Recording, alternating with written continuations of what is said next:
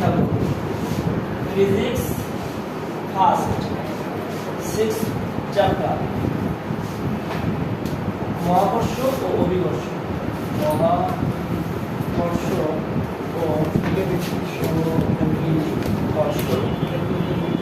সম্ভবত আমাদের একদিনে মনে হয় বেসিকটা শেষ হবে ইনশাআল্লাহ।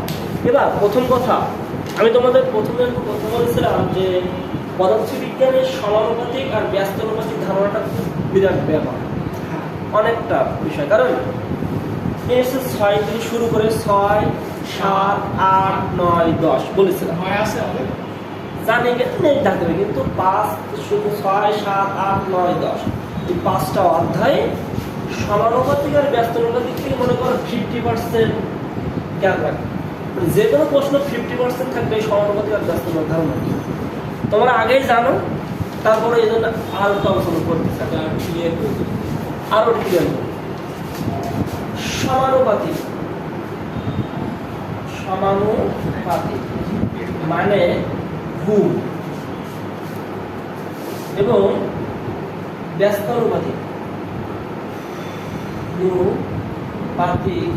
মানে ভাগ, ঠিক আছে। যদি কিন্তু প্রথমে আমাদের শেখা লাগবে এখানে প্লাস বা মাইনাস থাকলে সমানুপাতিক বা ব্যস্তানুপাতিক হবে না। প্রথম কথা কোনটা আগে হবে না এটা জানতে হবে। কখন হবে না?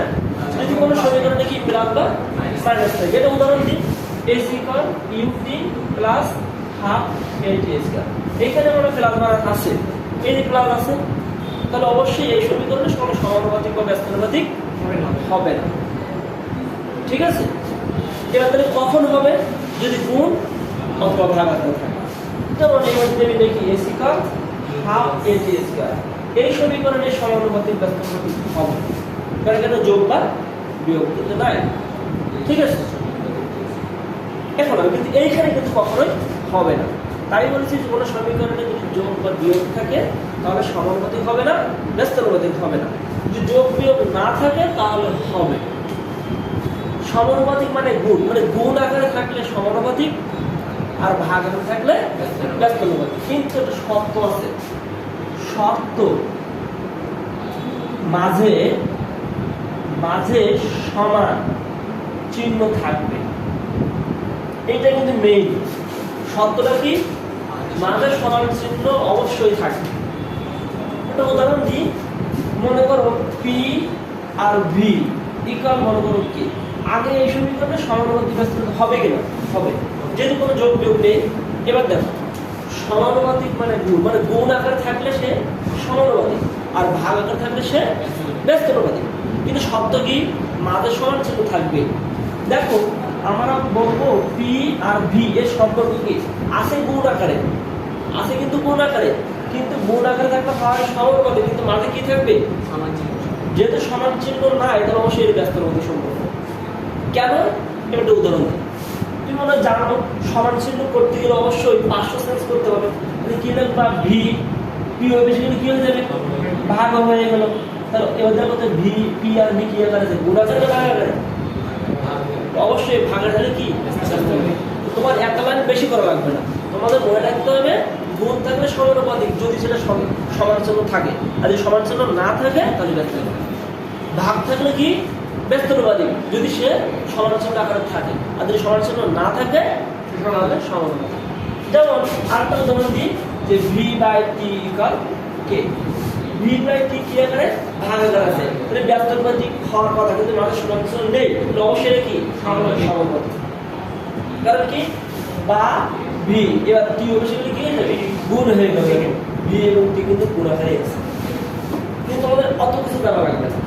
যদি গুণ আকারে থাকে সমান চিহ্ন যদি থাকে তাহলে সমানুপাতিক, আর যদি সমান চিহ্ন না থাকে তাহলে আমরা আর এবার আমি মনে করি দিই যে এরকম দেওয়া আছে K equal B plus H K, ঠিক আছে।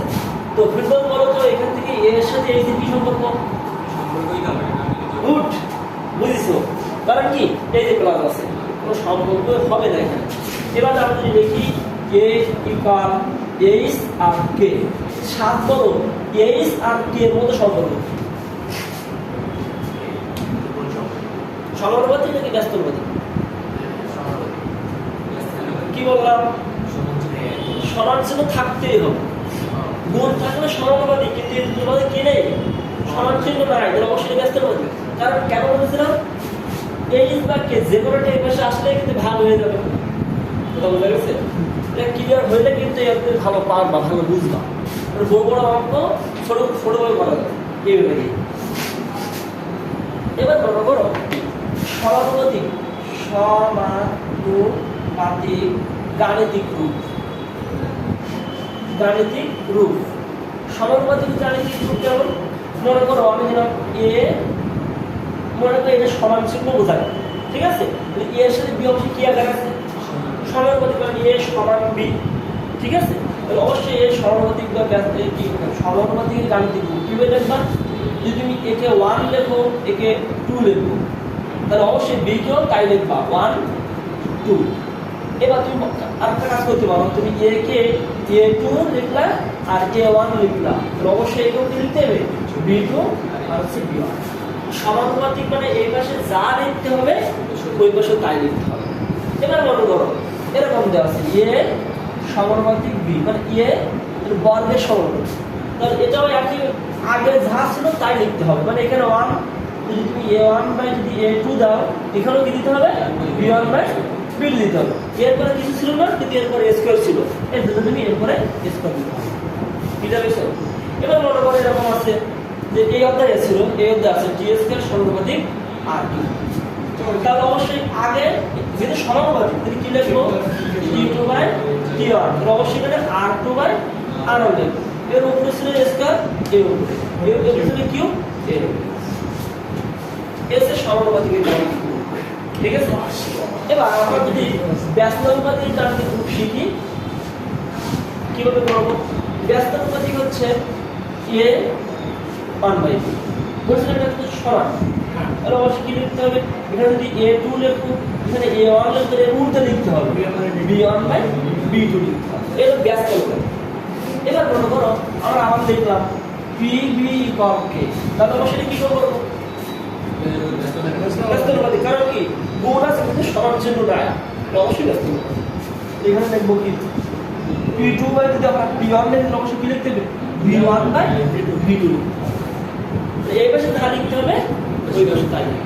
আর যদি এর উপর স্কয়ার থাকে, স্কয়ার কিউব থাকে, কি বলে যা আছে সেটা দিয়ে দিতে হবে, ঠিক আছে?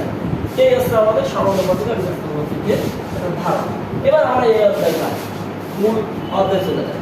প্রথমে এই অধ্যায়ে আমাদের প্রথমে পড়তে হবে যে বল সম্পর্কে, মহাকর্ষ বল। আমরা যারা স্থির তড়িৎ পড়ে আসি তারা একটু লিখি। এর বিকল্প পড়েছিলাম সি, 9 যেটা পড়েছিলাম C q1 q2 by ds। এটাও ঠিক একই। মহাকর্ষ বলকে কি করছে? ওইটাকে হুবহু কপি করলাম। F বল equal g m by ds। এখন F মানে কি? মহাকর্ষ বল। এটা হচ্ছে মহাকর্ষ বল। এবার g হচ্ছে মহাকর্ষ ধ্রুবক, আর m হচ্ছে পৃথিবীর ভর, পৃথিবীর ভর। আর এই m মানে যেটা বস্তু ভর, আর d মানে ওই পৃথিবী আর ওই বস্তু যে দূরত্বে আছে, ঠিক আছে? সে মধ্যবর্তী দূরত্ব। মনে করো এইখানে আমরা পৃথিবী থাকবো তো এইখানে, আর বস্তু থাকবো তো এইখানে, দেখি এই বস্তু এবং পৃথিবীতে মধ্যবর্তী সে, তাহলে এটা হচ্ছে এর, এটা হচ্ছে দূরত্বের এর, আর এটা হচ্ছে মধ্যবর্তী দূরত্ব। মানে পৃথিবী আর বস্তুর মধ্যে কত মহাকর্ষ বল ক্রিয়া করবে তা নির্ভর করবে এই সূত্র। এখন আমরা একটু শিখলাম সমানুপাতিক আর ব্যস্তানুপাতিক কেন এত গুরুত্বপূর্ণ। দেখো আমরা শুধু সূত্রটা মুখস্থ করবো আর সবগুলো আমরা এখন বলতে পারবো। কিভাবে বলতে পারবো? খেয়াল করো, তুমি বলো এই সূত্রে সমানুপাতিক ব্যস্তানুপাতিক হবে না? নিশ্চিত হবে যদি কোনো যোগ বিয়োগ নাই। এবার দেখো বলের সাথে তাহলে ভরের কি সম্পর্ক? সমানুপাতিক, কারণ সমান চিহ্ন এর ভিতরে আছে। এবার বলের সাথে দূরত্বের কি সম্পর্ক? ব্যস্তানুপাতিক। ঠিক না? এবার তাহলে আমরা কি লিখতে পারি? আমরা যদি ভালো জ্ঞান ছিল, মানে আমাদের এখন সমানুপাতিক জ্ঞান আর ব্যস্তানুপাতিক ভালো আছে, আমরা এই সূত্র মুখস্থ করা আছে, এবার আমরা কিন্তু লিখতে পারবো কি f সমানুপাতিক m লিখতে পারবো। আবার f সমানুপাতিক ছোট থেকে লিখতে পারবো কিনা? আবার f ব্যস্তানুপাতিক 1/ds পারবো কিনা? কারণ আমরা একটু শিখলাম। এবার আমরা কি করতে পারি? এই তিন সূত্রকে একটাতে কম্বাইন করব, মানে একটাতে করব, মানে কি করব? এই লিখবো, এই লিখলাম, এই লিখলাম, ঠিক আছে কিনা? ঠিক আছে কিনা? এই তিনটা একসাথে করে f একবার n তাই n আর নিচে ছিল ds, ঠিক আছে কিনা? এবার কি করি? এবার আমরা f সমানুপাতিক চিহ্ন ওঠাই কি দিই? একটা ধ্রুবকানি, এটা জানি কি g m m আমার কিন্তু এইভাবে পড়ানোর কথা ছিল, কিন্তু আমি এইভাবে পড়াইনি। কারণ কি? আমার তো সমানুপাতিক ব্যস্তানুপাতিক ধারণা আছে ক্লিয়ার। মানে আমাদের সূত্র মুখস্থ করলে অলরেডি আপনি এমনি পারেন। বল পৃথিবী এবং ভারের কি গুণফলের সমানুপাতিক, আর দূরত্ব তার বর্গের ব্যস্তানুপাতিক। ঠিক আছে? এবার এখান থেকে কি প্রশ্ন আসবে? তাহলে প্রথম কথা তোমাকে বলবে এই সূত্র আমাদের মুখস্থ আছে, এবার বেসিকটা কি? মহাকর্ষ দূরত্বের একক বের করতে পারে আর মাত্রা বের করতে পারে, যা আমরা শিখাইছি এই ক্লাসও আছে, এই ভিডিও ক্লাস কিভাবে মাত্রা এবং কিভাবে একক বের করতে হবে। তো বেশিরভাগ কি পড়া যে মাত্রা বের করবা। মাত্রা কয়টা? 5টা মাত্রা শিখাইছে। এবারে খেয়াল করো তো, আগে জি এর মাত্রা বের করতে গেলে জি ইকুয়াল কি তা সেটা লিখে দিতে হবে। এখান থেকে জি সমান হলে কি হবে? জি ইকুয়াল কি হবে? f d square m n, ঠিক আছে লেখা আছে কিনা? আর আমাদের 5টা মাত্রা বের করে নিয়মটা সেখানে কিন্তু d আছে, বলেছিলাম d যা m কে দেয় যে কোনো দূরত্বের মাত্রা বলেছিলাম, দুটো দূরত্ব শুধু নেই কি f এর সূত্র আমরা প্রয়োগ করব। f এর মানে কি আমরা m, বুঝছো? m এ d স্কয়ার আর নিচে আছে কি m এই m মানে বাদ দেওয়া হবে, তাই কি না? এই m এর বাদ দেওয়া হবে, কেটে দেওয়া হবে, তো থাকলো কি a। আমরা সবাই জানি a এর মাত্রা আছে l ভাগ t স্কয়ার, আর দূরত্বের মাত্রা আছে l, তাহলে l স্কয়ার, তাহলে l স্কয়ার। কথা বুঝছো? এবার এখানে আছে কি m, ভরের মাত্রা জানি m, ভরের মাত্রা জানি কিন্তু m, তাহলে এটা হচ্ছে নিচে l স্কয়ার আর l গুণ করলে কি হলো? l cube. উপর উঠলে কি হলো? মাইনাস, প্লাস উপরে মাইনাস হয়ে গেল মাইনাস 1 t মাইনাস 2। বুঝছো? এটা নিয়ে কোনো মুখস্থ করা যাবে না, কারণ কি অনেকগুলো মাত্রা আছে, কোনটা মুখস্থ করতে পারবো? কারণ আমাদের সূত্র মুখস্থ করতে হবে। সূত্র মুখস্থ ছাড়া কি হওয়া সম্ভবই না, কারণ সূত্র তো অলরেডি মুখস্থ করাই রাখবা। সূত্র মুখস্থ করলে যদি মাত্রা পাই তাহলে মুখস্থ করতে কোনো প্রশ্ন আসে না, ঠিক আছে? এর মাত্রা এর কিউ মাইনাস 1 টি মাইনাস। এবার তোমাদের কি সেম ভাবে বলে এদের একক কত? মহাকর্ষ দূরত্বের একক কি? একক একই ভাবে বের করব। এটা আমাদের এর একক কি? বলের একক কি? নিউটন। দূরত্বের একক কি? মিটার, মানে স্কয়ার হয়ে গেল। আর ভরের একক কেজি, এই ভরের একক KG, KG per square. Newton metre square per KG square, এই একক পারলাম, ঠিক আছে? এবার মানটা কি? এই মানটা মুখস্থ মান কত? 6.673 গুণ 10 টু দি পাওয়ার মাইনাস 11 আর যা পাই থাকো নিউটন স্কয়ার, সরি না নিউটন স্কয়ার পার কেজি। এই মানটা আমরা মুখস্থ মান মহাকর্ষ দূরত্ব। এবার এখান থেকে কিভাবে আসলো প্রশ্ন? যে তোমাকে বলবে যে দূরত্ব দ্বিগুণ করা হলো, বল কত হবে? দূরত্ব দ্বিগুণ করা হলো, তাহলে দূরত্ব দ্বিগুণ করা মানে কি? d1 d, d2 কত? 2d। তাহলে দূরত্ব যদি দ্বিগুণ করা হয়, তাহলে প্রথম d1 যখন d ছিল তখন অবশ্যই f1 f ধরে নেব। তাহলে f1 কত লিখলো? f, তাহলে f2 5। এবার আমরা জানি কোন জিনিসের দুইটা করে মান থাকলে কি হয়? সমানুপাতিক ব্যস্ত হবে। তাহলে দেখো কি করলাম, a1/a2 b1/b2, কোনো অবশ্যই কোনোটা জিনিসে দুইটা করে মান দেওয়া থাকলে মনে রাখবা, কোনো জিনিসে যদি দুইটা করে মান দেওয়া থাকে তাহলে সমানুপাতিক অথবা ব্যস্তানুপাতিক। তো আমরা একটু আগে সূত্রটা বললাম যে আমরা জানি যে f = g m m/d square. এখানে সম্পর্ক কার সাথে? f এর সাথে g এর কি সম্পর্ক? বর্গের ব্যস্তানুপাতিক।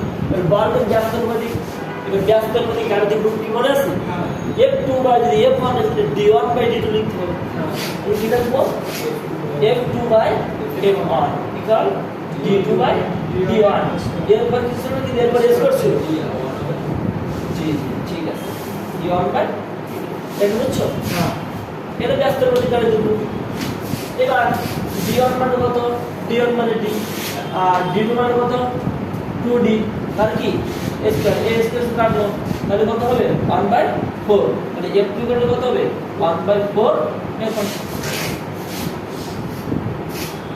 ঠিক আছে তাহলে বল কত হবে এক কিছু তখন কমবে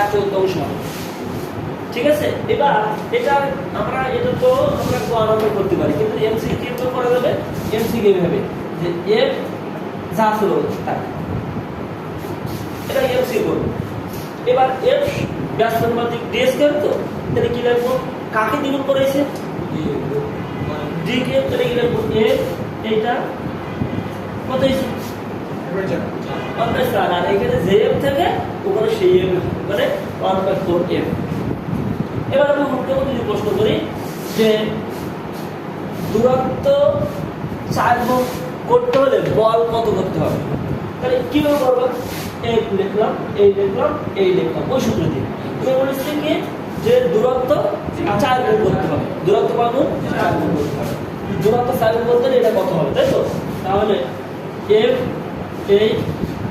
এটা কত 4 গুণ এটাকে 4 গুণ দূরত্ব 4 গুণ করা হবে মানে কত ঠিক আছে এটা কত হয়ে যাবে দূরত্ব 4 গুণ করতে হবে এতে কি আছে বলো তো স্কয়ার করলে 1/4 আছে না তাহলে আমরা তখন হচ্ছে দূরত্ব যদি 4 গুণ করতে হয় তাহলে অবশ্যই বল কত গুণ করতে হবে 1/4 1/4 হয়ে গেল 1/4 ঠিক আছে এভাবে আমাদের করতে হবে এইটা হচ্ছে মহাকর্ষ বল এবার হচ্ছে আমরা জানি যে f ইকুয়াল বস্তু বল সমান সমান আমরা জানি কি বলবো তো বস্তু ওজন বস্তু বল সমান জানি কি বস্তু ওজন এবার আমরা জানি আবার f c মানে সূত্রতে পড়েছি কোন বস্তু যদি কেন্দ্র করে ঘুরে তাহলে অবশ্যই কেন্দ্রমুখী বল করলে হবে না তো সেই কেন্দ্রমুখী বল f c কি লেখা যায় v স্কয়ার বাই r ঠিক আছে এখন আমরা এই f তখন ওই যে আমরা যে বড় সব সূত্র যখন পড়েছো যে কোনো বস্তু কেন্দ্র করে উৎপন্ন করে তখন মহাকর্ষ বল মানে যে বলটা কেন্দ্রমুখী বল যোগ আছে তার মানে যে মহাকর্ষ বল f আর f c কি হবে সমান যখন হচ্ছে মহাকর্ষ বল যদি কি বলবো জানে কেন্দ্রমুখী বল উৎপন্ন এজন্য f মানে কি লিখবা g এটা কি মহাকর্ষ বল কেন্দ্রমুখী বল কি f আর g m বাই কি পাইছিল d স্কয়ার এবার আমি যখন r স্কয়ার দিলাম কেন্দ্রের কোনো সমস্যা নেই কারণ আমি তোমাদের বলেছিলাম যে এই দেখো এরকম যদি কেন্দ্র যদি ঘোরে তাহলে অবশ্যই এর মধ্যবর্তী দূরত্ব d অথবা r একই কথা ঠিক আছে কিন্তু একটা সোজা লম্বা কিন্তু d এবং r এক না ঠিক আছে যদি কোনো বস্তু যদি বিন্দুতে ঘোরে এবং কেন্দ্র ঘোরে দিলাম মধ্যে মধ্যবর্তী দূরত্বটা তার কি ব্যাসার্ধের সমান না এদের তুমি ব্যাসার্ধ লিখতে বুঝছো এবার তাহলে এখানে এই r মানে কি লিখবো m v স্কয়ার বাই এখানেও কিন্তু বড়দের r কারণ কি এই r মানে কি বলেছিলাম ব্যাসার্ধ আর এখানেও r দ্বারা আমি কি দ্বারা প্রকাশ করেছি ব্যাসার্ধ এদের কিন্তু ওই আর এই আর একই এবার আমরা কি করতে পারি এইখান থেকে ওই পক্ষে থেকে mm বাদ দিতে পারি আমরা ভাগ করে বাদ দিতে পারি তাহলে কি থাকলো g m by r square লিখলো কি v স্কয়ার বাই r আরো কিছু করতে পারি ওই পক্ষে r বাদ দিতে পারি গুণ করে তাহলে থাকলো কি v স্কয়ার মানে কি থাকলো বলো তো g m বাই শুধু r ঠিক আছে এটা হচ্ছে লেখা v ঠিক আছে তো আচ্ছা তাহলে v square equal to g m by r এবার আমরা জানি এই সূত্র তোমরা হয়তো জানো যে v ইকুয়াল 2 ইকুয়াল ওমেগা আর। হ্যাঁ শুধু শিখছিলেন না, শুধু তো ভি ইকুয়াল টু ওমেগা। এবার ওমেগা মানে কি লেখা যায় 2 পাই বাই টি অথবা 2 পাই এন বাই টি। যেটা আমরা টি লিখতে হলে এন লেখা যাবে, এন লেখা যাবে। এই ওমেগা মানে কি? এই ওমেগা মানে বলছিলাম 2 পাই বাই টি অথবা 2 পাই এন বাই ছোট থেকে, কারণ এই টি মানে টি বাই এন। ঠিক আছে, তাহলে আমরা লিখে কি লিখব 2 পাই আর বাই টি বা 2 পাই টি গুণা। ঠিক আছে, এখন তাহলে ভি ইকুয়াল টু কি লেখা যাবে বলো? 2 পাই আর বাই টি। যেহেতু এখানে ভি এর সাথে আমরা কি লিখব? 2 পাই আর বাই টি তার স্কয়ার ইকুয়াল জিএম বাই আর। এই জিনিসটা বুঝতে সবাই। এবার উভয় তাহলে কি হলো 4 পাই স্কয়ার। সরি, এখান থেকে এ আর দেওয়া যাবে নাকি? আর এখন মানে এ আর দেওয়া যাবে না, ছোটদের আর দেওয়া যাবে, কারণ আর কে আমরা বড়দের আরকে ব্যাসার্ধ ধরেছি না, ওদের অবশ্যই ছোট বড়দের আর দিতে হবে। 2 পাই আর স্কয়ার নিচে টি স্কয়ার ইকুয়াল জিএম বাই আর। এবার আমরা আর করতে পারি কি? বরাবর গুণ করতে পারি। তাহলে কি হলো জি এম, এটা যদি গুণ করি জিএম টি স্কয়ার 4 পাই স্কয়ার আর কিউব। ঠিক আছে, লেখা বরাবর গুণ করছি জিএম টি স্কয়ার 4 পাই স্কয়ার আর স্কয়ার আর গুণ আর কিউব। এবার আমরা কি করতে পারি? এখানে আমরা করতে পারি জি এম আর জিএম আর এখানে 4 পাই স্কয়ার টি স্কয়ার ইকুয়াল আর কিউব লেখা। ঠিক আছে, জিএম ছিল 4 পাই স্কয়ার কে এখানে নিয়ে এসেছি। এবার আমরা দেখো জি মানে নকশ ধ্রুবক, মুখস্থ। এম মানে পৃথিবীর ভর, এটা একটা মুখস্থ। 4 মানে তো মুখস্থ, পাই মানে মুখস্থ। অবশ্যই এটা সম্পূর্ণ ধ্রুবক, সম্পূর্ণ ধ্রুবক। তাহলে অবশ্যই আমরা জানি কিন্তু যে খেয়াল করে তো, এই যে আমরা লিখি যে ভি কে টি লেখো এটা। তাহলে এটার মিনিং কি লেখা যায়? ভি সমানুপাতিক টি। এটা মিনিং একই না? কারণ কি সমানুপাতিক উঠে গেলে ধ্রুবক মান আসে। ঠিক আছে, তো যেটা ধ্রুবক মান আসে আমরা কি লিখতে পারি? টির সাথে কি সম্পর্ক? সমানুপাতিক। তাই এই জন্য এখানে লেখা হয় এইভাবে যে টি স্কয়ার সমানুপাতিক আর কিউ। বুঝছেন কথাটা? এটা হচ্ছে গোলকগতি কেপলারের তৃতীয় সূত্রটা। কেপলারের তৃতীয় সূত্র যে আবর্তনকালের বর্গ ব্যাসার্ধের ঘনের সমানুপাতিক। এটা বুঝতে সবাই? তাহলে আমাদের টিএস কে সমানুপাতিক। টি মানে এখানে কি পর্যায়কাল, টি কিন্তু সময় না, পর্যায়কাল। কারণ আমাদের টি এই যে ওমেগা লিখছিলাম, ওমেগা মানে 2 পাই বাই টি দিছিলাম, এই টি কিন্তু পর্যায়কাল। আর যখন আমরা টি কে 2 পাই এন বাই টি, তো এই টি কিন্তু সময় বলে। ঠিক আছে, এটা হচ্ছে গোলকগতি সম্পর্কে কেপলারের তৃতীয় সূত্র। কেপলারের এটা আমাদের সবাই পাবো। এর কারণে রূপ কেমন হতে পারে? এর কারণে রূপ কি হবে? যদি কেউ টি 2 বাই টি অনলাইন ক্ষেত্রে অবস্থাকে কি লিখতে হবে? আর 2 বাই আর লিখতে হবে।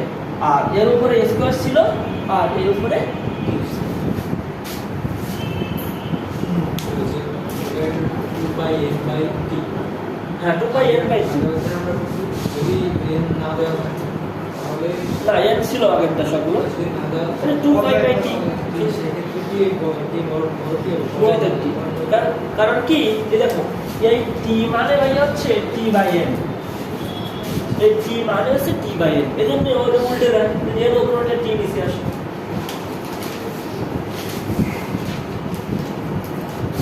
এবার আমরা আবারও সূত্র লিখব M equal G M M by, এখন বলতে আর স্কয়ার লিখতে পারি কিনা? ডি জানা, ডি মানে কি মধ্যবর্তী দূরত্ব, আর মানে কিন্তু তার ব্যাসার্ধ বা মধ্যবর্তী দূরত্ব। এখন আমরা জানি আবার পরিসংখ্যান বিজ্ঞানে যে বল সমান বস্তু ওজন, যে এমজির কি লেখা যায়? এমজি লেখা যায়, যায় কিনা? এই বল সমান বস্তুর ওজন এমজি, আর থাকলো কি M M by R square. উভয় পক্ষে এম বাদ দেওয়া যাবে, মানে ভাগ করে আমরা বাদ দিয়ে দেবো। থাকলো কি জি ইকুয়াল কি G M by R square. এইটা হচ্ছে আমাদের এখন জি মানে অবিকর্ষ স্তরণ। এখন এইটা নিয়ে আমাদের অনেকগুলো আলোচনা করতে আছে এই জিটা। এখন একটা মনে রাখো, এই অধ্যায়ের ম্যাক্সিমাম কিন্তু সব সমানুপাতিকে ব্যস্ত রয়েছে। কারণ কি বলো, এখানে জির সাথে এম এর কি সম্পর্ক? সমানুপাতিক। জির সাথে আর এর ব্যস্ত, কিন্তু জির সাথে জি এর কিছুই না। ধ্রুবক মান কখনো সমানুপাতিক ব্যস্ত অংশগ্রহণ করে না। কেন করে না? ধ্রুবক মান চেঞ্জ হয়ে যায়, তাহলে করলেও কি আর না। ঠিক আছে, তো এইখান থেকে অনেকগুলো প্রশ্ন করে। কারণ আমরা জানি এইটা বলতে পারো যে ভাই এটা তো ধ্রুবক মান আসলে, ঠিক আছে ধ্রুবক মান কখন? ধরো পৃথিবীতে আছে, ধরো তাহলে কি এটা কি পৃথিবীর ভর আর তাহলে কি পৃথিবীর ব্যাসার্ধ, ঠিক আছে। কিন্তু মঙ্গল গ্রহের ভর আর পৃথিবীর ভর কি একই নাকি? বুধ বৃহস্পতি আলাদা করে জিনিস আছে না। এখন আমাদের মূল সূত্র অবিকর্ষ স্তরের ক্ষেত্রে সূত্র কি? GM by R square. যেহেতু সূত্র জিএম বাই আর স্কয়ার, মানে এই অবিকর্ষ ধ্রুবক বা অবিকর্ষ স্তরণ, ধ্রুবক বলে ভুল হবে, অবিকর্ষ স্তরণ ধ্রুবক না। কারণ কি অবিকর্ষ স্তরণ নির্ভর করে কার উপর?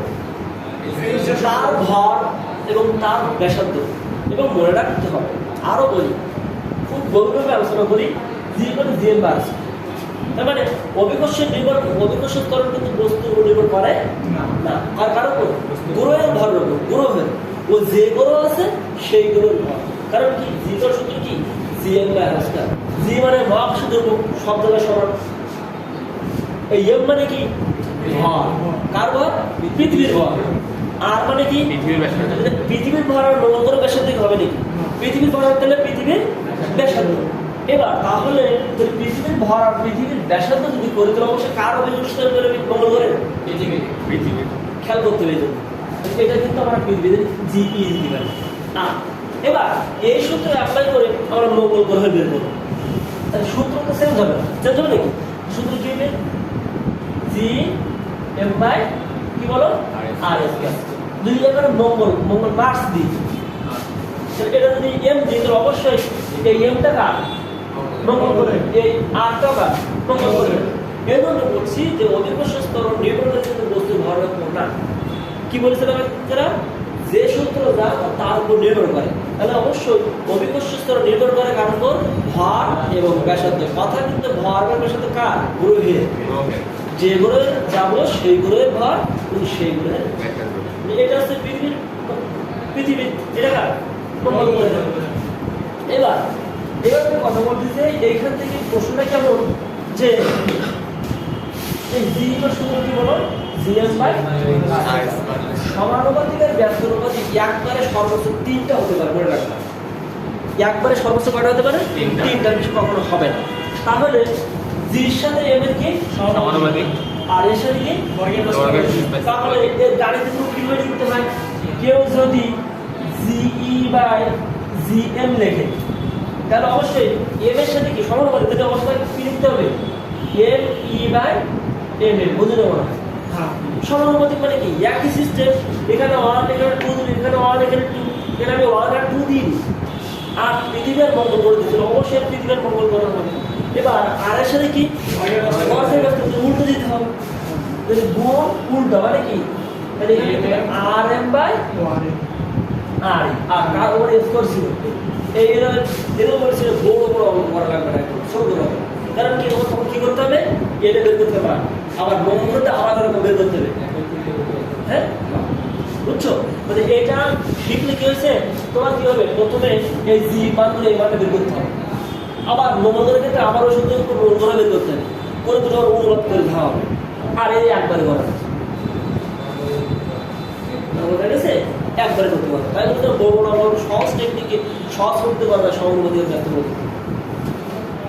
তাহলে মনে রাখবে যে কোনো 4টা হবে, সর্বোচ্চ 3টা দিয়ে করা যাবে সমানুপাতিক ব্যক্ত করতে, কোনো 4টা দিয়ে করা না। এখন তাহলে এটা আমরা বুঝলাম সবাই কিভাবে, প্রায় এইভাবে বলবে যে পৃথিবীর ভর মঙ্গল ভরের 81 গুণ, ব্যাসার্ধ তার 4 গুণ, তাহলে মঙ্গল পৃথিবীর অভিষেক নামটা নিয়ে গেলে মঙ্গল গ্রহ অভিষেক করতে হবে। ঠিক আছে, এইভাবে আমাদের বের করতে। যারা অ্যাপ্লাই যখন করবো আমরা তখন বুঝতে পারো।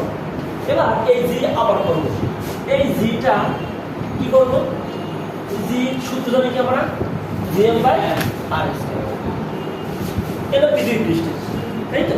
এবার আমরা কাজ করলাম পৃথিবী পৃষ্ঠ থেকে একটু উচ্চতায় গেলাম, পৃথিবী পৃষ্ঠ থেকে কোথায় গেলাম, একটু যেগুলো উচ্চতা, সে উচ্চতা এই উচ্চতায় গেলাম।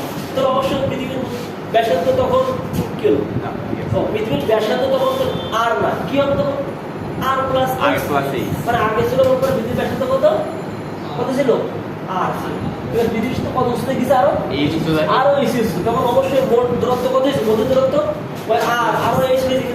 এই জন্য সেইখানে একটু ক্যাপচার করে কি লিখতে হবে, জি এম আর এই দূরত্ব আর কত কি বলতো আর প্লাস এই আর এস কত ছিল, বুঝতে পারো?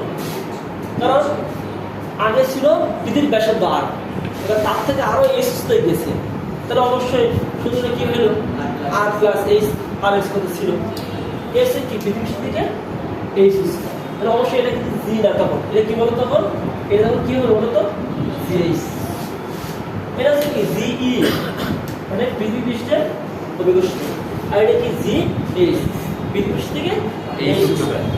এবার আমরা এইটাকে একসাথে করবো করে একটা সূত্র হবে, কি করা যাবে, আমরা যদি বলতো জির সাথে আর কি সম্পর্ক, কথা মনে রাখতে হবে যে আর প্লাস এইচ কিন্তু প্লাস বোঝাচ্ছে না, আমি বলেছিলাম যে প্লাস বা মাইনাস থাকলে কি, কিন্তু এটা কিন্তু আর প্লাস এইচ কিন্তু প্লাস বোঝাচ্ছে না, ভাগ বোঝাচ্ছে, ঠিক আছে? আমাদের ফাইবার বাই প্লাস আছে এরকম ধরনের ব্যাপার। তাহলে অবশ্যই জির সাথে আর কি সম্পর্ক, তাই তো? আমরা যদি কেউ যদি এভাবে লিখি জি এইচ বাই যদি জি ই লিখে, তাহলে অবশ্যই কি লিখতে হবে আর বাই আর প্লাস এইচ তার প্লাসকে লেখা লাগবে। দেখো এগুলো বড় অঙ্ক করা লাগে, কিন্তু ছোট করা লাগে। জির সাথে কি সম্পর্ক আর ব্যস্ত মধ্যে বুঝতে না, এখানে দেখো জি এইচ আর এখানে কি দিচ্ছি জি ই, তাহলে অবশ্যই জির সাথে আর যা ছিল সেটা হবে উপরে, জির সাথে আর ছিল তো আর শুধু ওখানে, এই জন্য আর দেওয়া হয়েছে, আর এইচ এর সাথে ছিল কি আর প্লাস এইচ ছিল, এই জন্য আর প্লাস এইচ দিয়েছে। এটা কি বুঝছো না? ব্যস্ত মধ্যে সম্পর্ক নিজেই বললাম, কারণ জির সাথে আর কি জি জি এইচ, জি এইচ মানে জি লেখো, অবশ্যই লিখতে হবে কি পুরোটা লিখতে হবে, জি এইচ এর সাথে কি আর আগে আর প্লাস এইচ ছিল না, সেজন্য জি এইচ লিখছি। জি এইচ এর মান কি নিচে আসবে না উপরে, দুটালে পরেরটাতে নিচে আসবে না, হ্যাঁ নিচে এজন্য আর প্লাস এইচ নিচে আছে, আর জি ওটা আর স্কয়ার ছিল না, এজন্য আর স্কয়ার হয়ে গেছে। কিন্তু এভাবে কোনভাবে করা যায় না, সেটা তোমার তাহলে তো সমানুপাতের ব্যস্ততার লাভ হবে, শিখিয়ে লাভ হবে, তাই বলতে দেখো কি বলতে তুমি এরকম বলতা জি এইচ বাই জি বলতে, তাহলে অবশ্যই এইটা ভাগে, কারণ এইটা ভাগে এটাতে কি লিখতে তুমি তখন জি এইচ বাই জি মানে কি লিখতে তুমি G M R plus H এর হোল স্কয়ার ভাগ করতে ঠিকটা G M by R square, বুঝতে পেলে? আবার কি করতে তুমি জি এম লিখতাম আর প্লাস এইচ এর হোল স্কয়ার দিতাম গুণ আর স্কয়ার দিতাম বাই জি এম দিতাম, কেটে দিতাম, এইটাই করে আসছে। তারপর যে বড় বড় অঙ্কগুলো ছোট করা গেলে তুমি সমানুপাতের ব্যস্ততা কমপ্লিট বুঝেছো তো? এটা একই কথা, আপনি এখানে একবার করতে পারবো। তাহলে এবারে এখান থেকে আমরা কি বের করতে পারলাম, তাহলে জি এইচ বলতে কি বের করতে পারলাম আর বাই আর প্লাস এইচ তার হোল স্কয়ার গুণ জি, এটাও কিন্তু সেই একই, এটাও হতে পারে। তাহলে এই সূত্র অভিকর্ষ ত্বরণ হয়েছে এটা, আবার কি এটা কিন্তু আমরা ম্যাক্সিমাম টাইম এই সূত্রটাই রাখি, কারণ এই সূত্রে দেখো অভিকর্ষ ত্বরণ থাকে না, এই সূত্র অভিকর্ষ ত্বরণ আছে নাকি, কিন্তু এখানে দেওয়া থাকবে অভিকর্ষ ত্বরণ, ওই সূত্র কখন করতো এইচ উচ্চতা ভূপৃষ্ঠতে এইচ উচ্চতা, অভিকর্ষ ত্বরণ কত G H R by R plus whole square গুণ জি। এবার আমরা আবার করব ওই এইচ উচ্চতা, আবার সেটা কি ভূপৃষ্ঠতে এইচ উচ্চতায় সেটা যে জি এইচ কি লিখবা 1 মাইনাস 2h বাই আর গুণ জিই, এটা হবে এটা কি শব্দ বলতে পারবো, এটা কি ভূপৃষ্ঠতে এই সূত্রটা জিএস মানে এই সূত্রটা অভিকর্ষ ত্বরণ 1 মাইনাস 2h বাই আর গুণ জি এই সূত্রটা তো হলো তিনটা সূত্র। হ্যাঁ এই সূত্র সূত্র এটা আগে ওটা লিখতে পারে এটা লিখতে পারবো খুশি তো এই এবার আমরা যদি লিখি জিএইচ আবার লিখলাম জিএইচ হ্যাঁ এখন 1 মাইনাস শুধু এইচ বাই আর লিখলাম গুণ জি তাহলে বুঝতে হবে এটা গভীর মানে নিচে নিচে কোন গভীরে বা ভূপৃষ্ঠের নিচে তাহলে প্রথম আমরা দেখলাম একটা জিনিস এই যে জি ইকুয়াল কি পাইছি বলুন তো শুধু G equal to GM by R square এটা কোথায় একবার ভূপৃষ্ঠে এবার এর ভূপৃষ্ঠ নয় আর ভূপৃষ্ঠ যখন উপরে উঠবে তখন এই আর ভূপৃষ্ঠ যখন নিচে যাবে তখন এই পৃথিবী পৃষ্ঠ যখন ছিল তখন অভিষ্ঠ তখন এইভাবে যেগুলো তো যা আছে এই যে যেগুলো তো সূত্র যা আছে না সেটা বলতে চাই। এই আছে ভূপৃষ্ঠে মানে আমি যেখানে দাঁড়ায় আছি ঠিক আছে এবার আমি এর ভিতরে যাবো নদীর ভিতরে যাবো তখন এই যে এই যে গভীর হয়ে যাবে নিচের দিকে এবার আমি কাজ করবো আমি উপরে যাবো তখন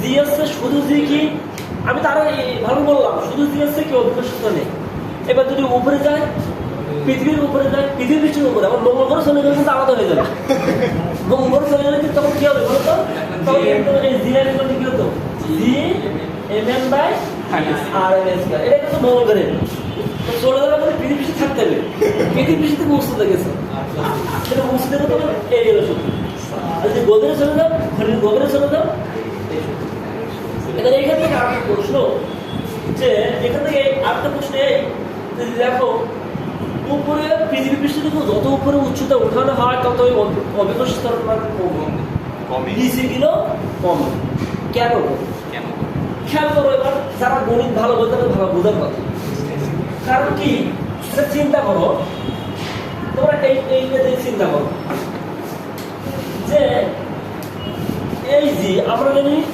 গুণ করলে বাড়ে একটা সীমানা পর্যন্ত একের থেকে একের উপরে যত গুণ করে তত বাড়ে একের নিচে এসে গুণ করলে কিন্তু কমে এটা জানো সবাই হ্যাঁ সবাই জানো কিনা হ্যাঁ জানো জানি তুমি জানো তো করে দেখো একটু করে দেখো একটু 5 গুণ 0.25 করে দেখো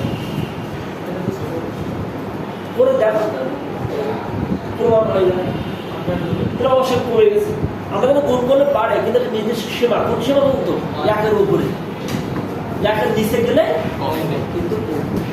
ঠিক আছে আর এক তো মিল করবো বাড়বে হবে কমবে হবে যদি একের উপরে গুণ করলে কি হয় বাড়ে গুণ করলে আর গুণ করলে কমে কখনো এখন নিচে ঠিক আছে আর ভাগে দেওয়ার বেলায় আলাদা একের নিচে ভাগ করলে বাড়বে কিনা ঠিক আছে তো একইভাবে এই জিএইচ এবারে খেয়াল করো 1 মাইনাস 2h বাই r